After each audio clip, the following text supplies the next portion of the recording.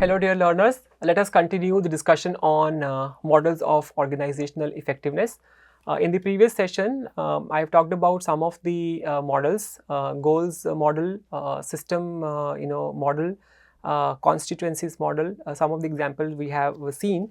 Let's continue the discussion. Next is the competing values models, and the model is given by Quinn and Rorbaugh in 1981. The reference is mentioned here. A competing values approach to organizational effectiveness, published in Public Productivity Review. Let's look into the model here. According to this particular competing values model, the effectiveness of the organization depend upon which model is of emphasis, depending upon two broad dimensions. Now, two broad dimensions are basically on one side there are the dimensions in terms of whether we are putting in emphasis on the internal people, internal emphasis, or the focus is on external emphasis or the internal emphasis. On the other side, if you look at the structure of the organization in terms of, is there a flexibility in system or system looks for control. So, depending upon these two dimensions and the variation in this thing, the authors proposed different models as human relations models, open system model, internal process model, and the rational goal model. Let us look at these models one by one. Now, when the focus of the organization is on internal, emphasis internal is there, focus is on people, and there is a lot of flexibility in the system in terms of structure. The author talked about this is called the human relations model, right? So, what is the focus is on development of the human resources in the organization, because they are very important assets, because they are the one who are making things happen in the organization. So, very important resources.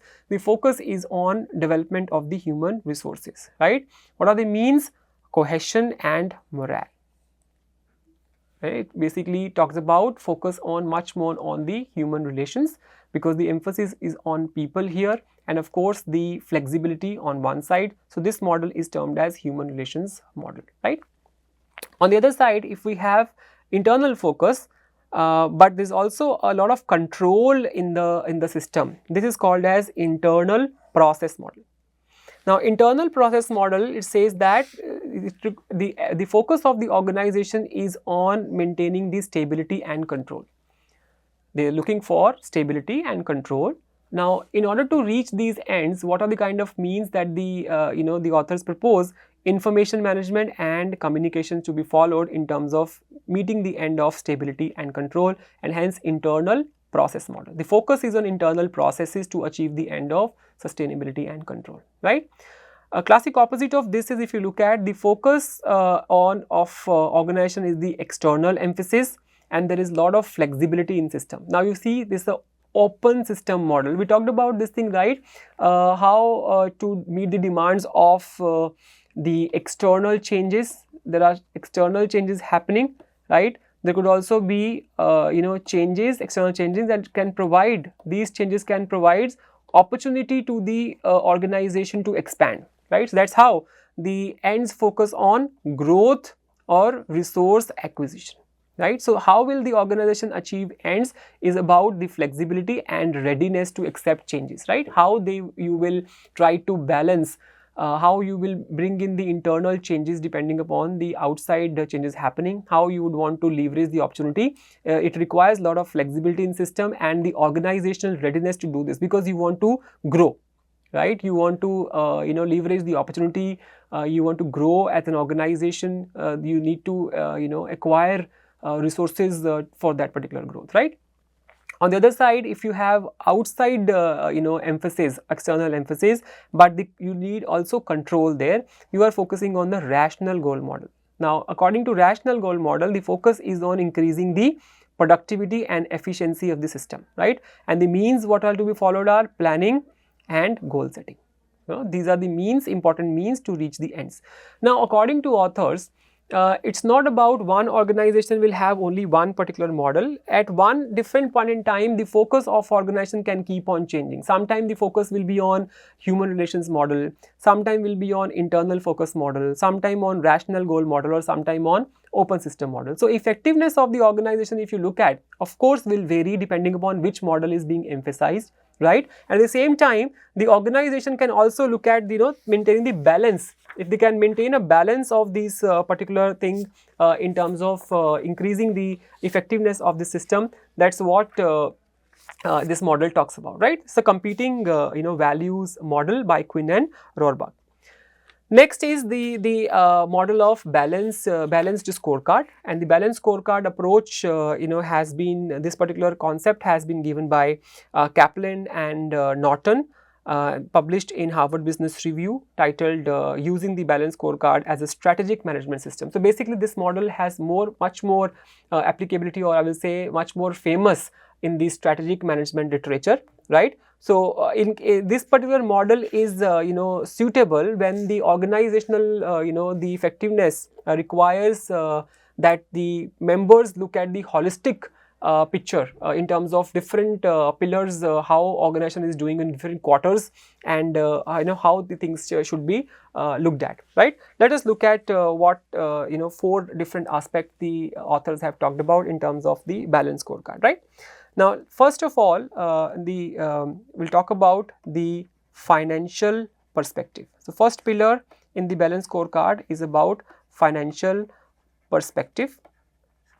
Now, this perspective basically the authors mentioned that how the organization would want to come across in terms of their shareholders, people who are looking from the outside the organization in terms of evaluating somebody's effectiveness from the financials perspective, right? How the organization should come across their shareholders, because they are the one who are are related to the organization in terms of the investment and all, how the organization should come across in terms of their shareholders, and the important indicators for this thing, how much returns you are getting from the investment, how much value addition, economic value addition is there in the system, right? So from the financial perspective, the authors mentioned that how organization come across as the organization in the pillar of financial perspective towards the shareholders. These are some of the indicators which are there, right?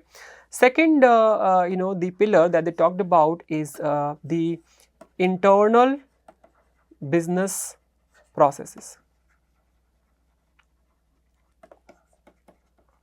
Internal business processes. So basically, as the name indicate, the focus is on the processes, improvement, the process effectiveness, in terms of how much, at what cost the organization is providing the services, what is the quality, what about innovation in the organization, right? So it's basically the excellence of the processes, how good organization is in following the processes which are known for the excellence, right? Third aspect that they talked about is the learning and growth.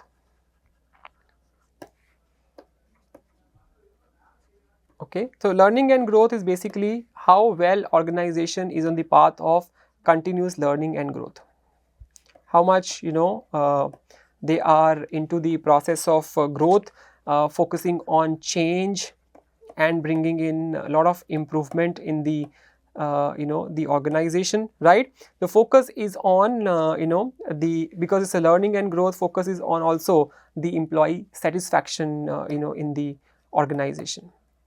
That's another important pillar of balanced scorecard. Fourth is the pillar is about customer perspective.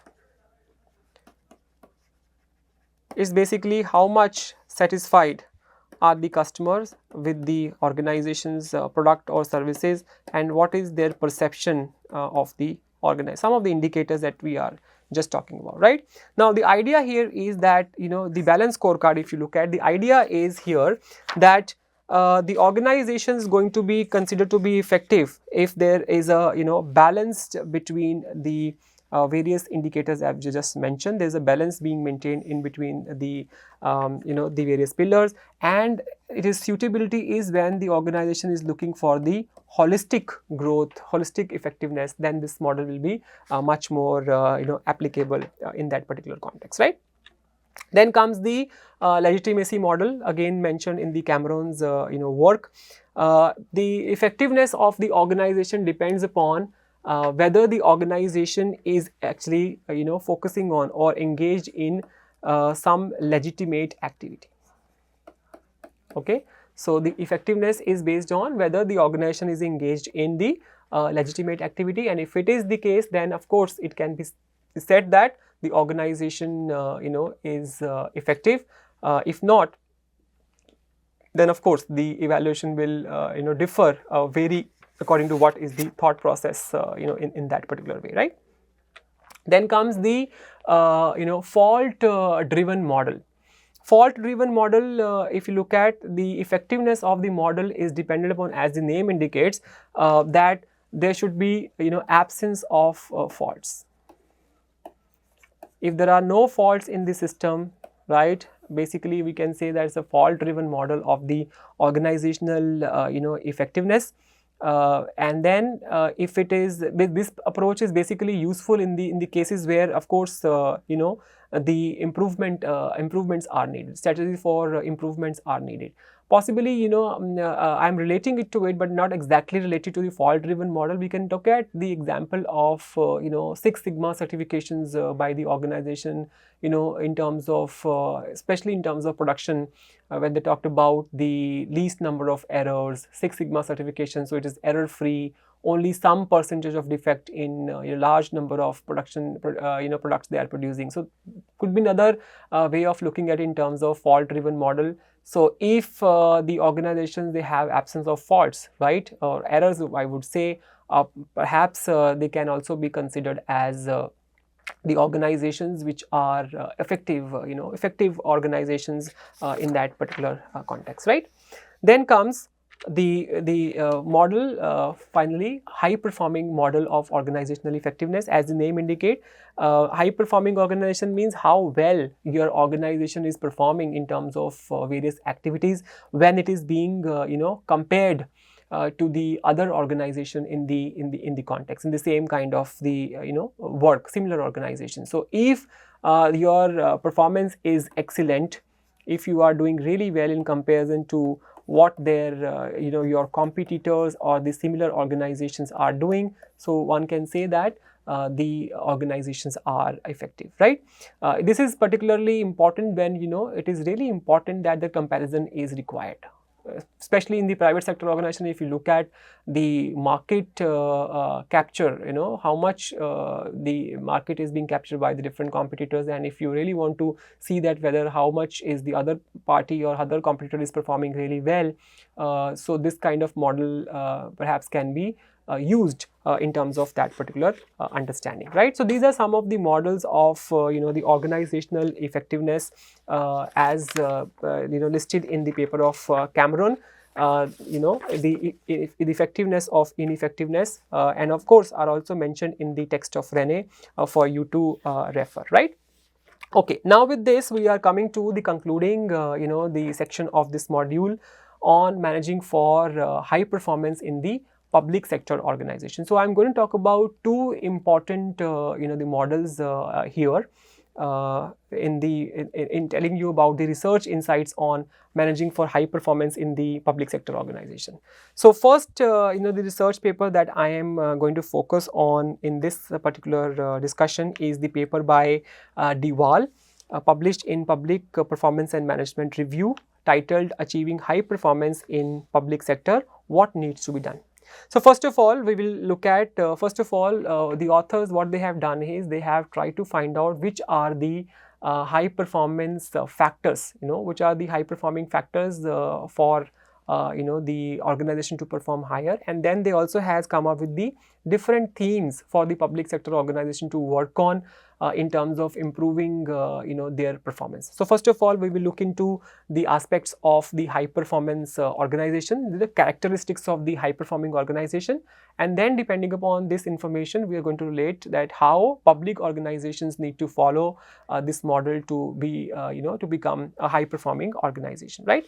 Now these are the 5 high performance the factors that the authors have mentioned by reviewing the work, and see that these are the broadly 5 categories of the factors which are related to the high performance and the effective organizations, right? These are high quality of management, openness coupled with action orientation, long-term commitment, focus on continuous improvement and renewal, and high quality of the workforce. So let us look at first of all one by one that what does it mean? What is the meaning of high quality of management? What is the meaning of high quality of workforce? And what is the meaning of action orientation and things like that? I will briefly review some of the practices which are highlighted under these in the paper, and then we'll build on the public sector the context of this particular aspect. First of all, if you look at the high quality of management, in terms of achieving the effectiveness of the organization, they are talking about, trust relationships. They say that focus on trust relationships. Different level of the organization. At all levels of the organization, there should be trust relationships, right? The employees, and if you are really talking about employees, input to the, their performance, there should be a culture where the organization values the employees' contributions and, their loyalty, right? And of course, you have to treat them with full respect, right? And of course, treat them with equity and fairness, right? That's what they are talking about in terms of high quality management as one of the practice, right? Other ways, the managers actually becoming role models, coaches, the support, they first of all also have to model these values, right? They are loyal, they are ethical, they are honest, they are sincere. So ultimately what happens is, when you are dealing with the people on daily basis, for example, leaders. So if you are consistent and credible in your approach, you will come across as a very strong leader, right? But if it is not, people will not take you seriously. They will have a different perception of yours. So when it comes to leaders being role model, they have to live by what they say, and they should be consistent in their approach in dealing with the people, right? High level of ethical behavior that they have to follow. That also helps in coaching and mentoring the people in the organization. Coaching and mentoring in the organization, because it helps you to develop the trusting relationship with the people, right? And also support employees whenever they are facing some kind of adversity, some kind of problems are there. That's also the duty of the leader, is to take care of it. So it's a high quality of management. Also, it's not only about only kind of support. When you are supporting people, it is also important that you also look for increasing their potential so that they can produce higher levels of results. So they should be also accountable for the results, right? So when you support people, you provide them coaching, you form the trusting relationship, right? You are their role model, and all the support system is there. You should always take into consideration what is their performance outcomes, right? They should be accountable for their performance results. That's the high quality relationship, right? Then of course, the way you are communicating the values of the organizations to the employees, so that they can align their efforts well with the organizational goals and the value system, their performance will be enhanced, right? That's basically more to do with the high quality of management in terms of the relationships there, right? Also, then next is the openness coupled with the action orientation. It's basically the organization is open to dedicated action to achieve the results, right? Basically, it talks about the involvement of people in all the levels in the organization in terms of various processes or various decisions, or the business processes that you are doing. To involve people, right? In the culture aspect, something to do with experimentation or something to do with risk taking should also be allowed, because we are talking about the openness and action orientation. So where mistakes are allowed, right? provide people opportunity to learn from their mistake. They learn from the processes, learn from the past, right, and also help in developing their capabilities through the learning process. That's also one part of it, right. So also develop a culture where there are debates around the new ideas, debates around the new thought processes, experimentation, right, where you strive to make your organization much more performance driven, right. So these are some of the activities which can be which are there highlighted in the high performance characteristics of the high performance organization in terms of openness coupled with action orientation, as we discussed in the paper there. Then comes the long term commitment.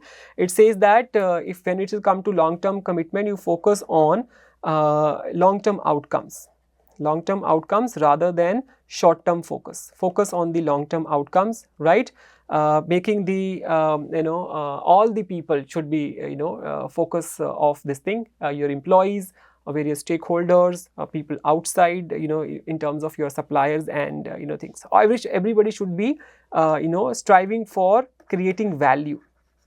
Creating value is something which is very, very important in terms of commitment, building relationships, involving people, and of course being much more responsive. That's another high performance character of the high performance organization. We can also be focused on a lot of collaboration and partnership, and in public sector organization we talked about this, in terms of delivery of the service, the models are changing. There are the lot of collaboration and partnership happening between government, public and private sector organization, NGOs being involved, right. So those kind of things are much more applicable to the long term commitment in the organization. Also create the environment where people feel secure, right. There is the aspect of job security, so that they can also show the long term commitment there. Focus on continuous improvement and renewal. These aspects relate to learning and innovation, right. Learning, growth, innovation, so that people have this very clarity that this organization's focus is on continual learning, and then they also have to align their efforts to deal with this, right. Also development of new opportunities for people, then also measure their progress, how well they are doing, monitor their goals, and of course look at how well they are aligning their efforts with the goal attainment, how they are innovating the products, services or the processes, right. And of course in this case, when we're talking about continuous improvement and renewal, we try to get mastery over what the organization is does best in terms of doing their work, right. Then finally, it is about high quality of workforce. The focus is on developing people with the complementary skills, right. So you should have workforce which are competent, who are competent enough to do organizational work, and of course in terms of maintaining that standard, maintaining the quality of workforce, focus should be on recruiting the best, to take adopting various ways to kind of put in place the mechanism with which the training, career management practices are being taken care of, so that they become much more competent in terms of adapting and becoming more resilient in the organization. Especially in case of public sector organization, if you look at resilience is one thing which is much more required, right, because of the pressures to perform in the government sector organization. Also when the people are performing, also they should be held responsible for their the actions, for their results. They should be asked for their performance outcomes, right. They should be responsible for their outcomes. So these are some of the characteristics of the high performance organization, what the author DeWall has talked about in his paper, right. Let's look at what the improvement themes for the public. So those were the high performance organization characteristics that he has identified. Now in this case, what author mentioned is the 6 improvement themes for the public sector organizations to become high performing organization as proposed by DeWall. First, it says that there is a requirement of improvement in the aura of public sector management, right. What happens is the aura of public sector managers as per the thought process is that they are looked upon as a different way. So it is important that how inspirational leadership is there in the public sector organization, right? So the public sector managers should work on behaving as role models to their employees. As we talked about HPO, coaching and mentoring, they should coach and mentor their people, right? Let people experience with their experiment and mistake. Very effective in you be very effective in your role, and the public sector organization should try to retain their developed talent, right? And you focus on continuous changing yourself as a manager in terms of creating the culture of the organization in such a way that where people would want to perform and excel, right? Then next is in terms of theme process, strengthening the resoluteness of the management. It's talk about being very strong and confident, right? If you are also very confident in your approach, the people that you work with, your employees, they will also get a lot of confidence. There's a lot of confidence instilled in them. So that's why they also try to perform better. You must be action oriented. If you are not action oriented, you are not behaving or displaying that kind of a character in terms of being a role model or a leader, the other people will not follow, right? Also, you should be able to make the tough decisions with respect to the performance of your people. Provide training to people on ongoing basis, and and focus on their development, put them on the career track, right? Also focus on innovation and the service, should focus on how the organization should create more value to the society. And we talked about this public value management, right? Creation of the public value. In the first module, we talked about this, right? So focus should be on that, right? Positioning organization uniquely, right? And work on the competencies, what are required to be there in the public sector organization. Work on the competency mapping, as a process. Highlight what kind of competencies are required, and then always push people to work on those competency and train themselves really better. Look at the possible ways to, innovative ways to how you will meet the expectations of the citizens out there, right? Then also focus on, improvement, the performance management process, right? Performance management process here basically talk about the key performance indicators. Identify the key performance indicators, very important success factors in the organization. The criteria should be clear, and these factors should be clearly communicated to the employees so that they also know that on what grounds they are going to be evaluated, right? Because it's a performance management process. So bring in the system in such a way that people know about what is expected out of them in terms of their roles and functions and duties, and how well it is related with the key performance indicators, and if they know it well, they can align their effort really well. So communication is important in terms of communicating, clearly setting the expectations that they have to work in this direction, and if there is a training required, support required, that should also be taken care of, right? Then improve the process management. Various processes are being used in the organization, right? The focus should be on improving the processes to enhance the efficiency of the system, right? So it should actually, brought in the concept of bringing alignment in the processes and outcomes, right? So it should not be that outcomes are something else and processes are, there's no alignment. So the focus should be on bringing the alignment into the inputs, processes and the outcomes, right? Also work out on the system to bring changes in the processes to increase the efficiency. Put in people on job so that they can find out, how to bring in the improvement there. Also, you can appoint people specially responsible for bringing the process management changes. And finally, the quality of workforce. Increase the quality of workforce by training them, making them much more flexible and resilient. Also encourage your employees to take up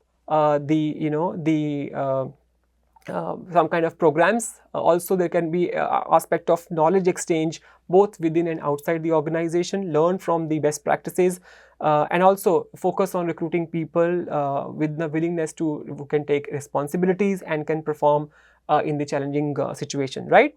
The focus should be on achieving the good results from the organization, right? And focus on strong promotion and career management practices will take you a longer way, because people will then be better satisfied, because they are looking for growth, and if the organization is not able to provide them growth, then there is no point that they are going to stay with the organization, right? Okay, there's another model, managing expectation to create high performance government. This is the paper by Blackman and colleagues, published in 2019. So they say that differentiating character of high performance organization is utilization of high performance work practices, right? The high performance organization, they always have high performance work practices. Now, the focus of these high performance work practices is on performance management, meaning aligning the individual outcomes to the organizational outcomes. So, what kind of high performance management practices you can know in terms of linking the efforts with the performance indicators, right? So, if you are show the alignment of the individual outcomes with the organizational outcomes, maybe rewards, performance management system, right? Enabling high performance through managing employee expectation. So, this has important implications from the expectancy theory of motivation. We talked about this,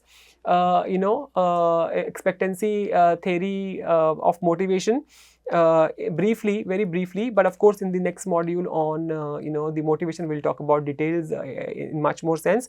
Say that people put in effort when they see that the outcomes that they are going to achieve, they have a lot of value, which is called as valence. Okay, so people put in effort when the outcomes that they are going to achieve from the organization, they have of high value. So those value which is attached to the outcome will then again push the people to put in effort, right?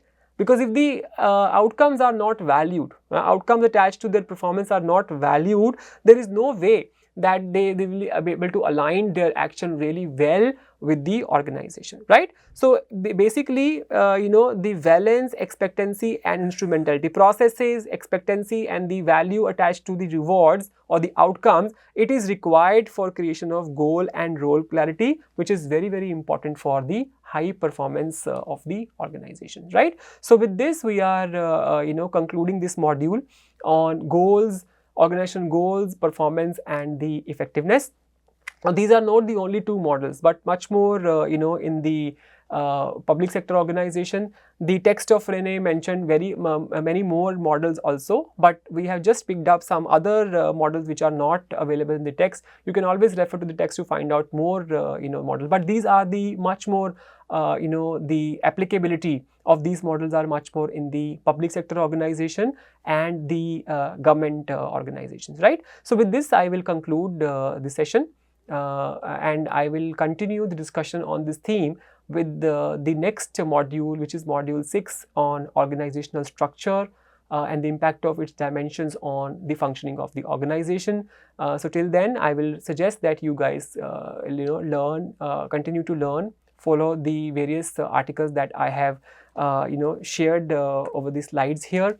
Till then, keep learning. I will see you in the next session on organizational structure.